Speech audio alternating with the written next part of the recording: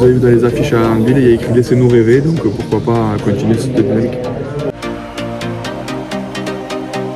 Donc du coup moi c'est Cédric Garcia, directeur sportif, mais ça fait 20 ans aujourd'hui que je suis au club, 18 ans en tant que gardien et capitaine et 2 ans directeur sportif. Du coup moi j'ai démarré donc à Castres, je suis natif de Castres, j'ai joué à la Meillée.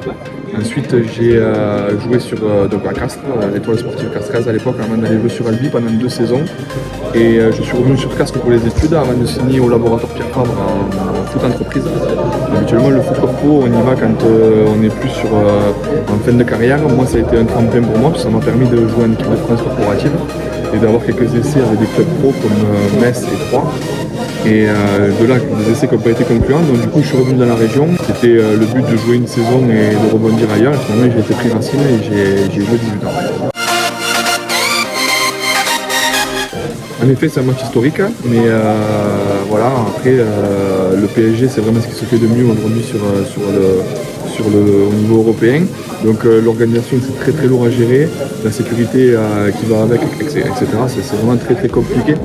Vraiment très compliqué, donc du coup difficile organisation, mais le but c'est de garder les joueurs dans le meilleur move possible pour qu'ils puissent aborder ce match de la meilleure des façons.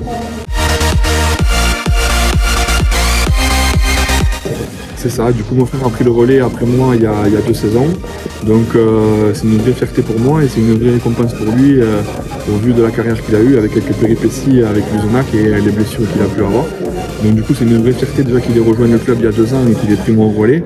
Et là d'autant plus dimanche, ça sera vraiment quelque chose d'énorme puisque je vais être donc gardien numéro 2. J'espère ne pas rentrer bien sûr, mais une vraie fierté familiale et c'est cool.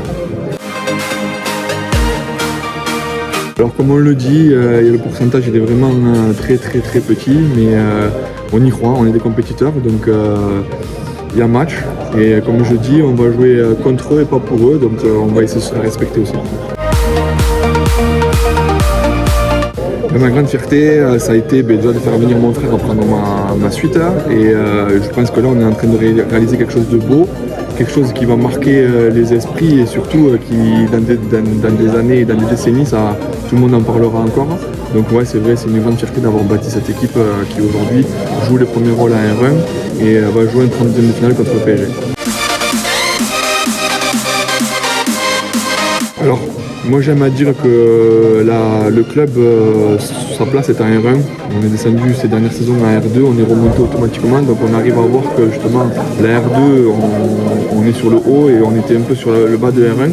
Cette année on a bâti une équipe qui est prête à jouer les premiers rôles à R1. On ne passait pas de suite, mais la mayonnaise a pris de suite et du coup, les points qui ont été pris en début de saison sont très importants parce que je sais qu'il va y avoir une phase de décompression après la Coupe de France. Mais voilà, comme vous avez vu dans les affiches à Anville, il y a écrit Laissez-nous rêver, donc pourquoi pas continuer cette dynamique.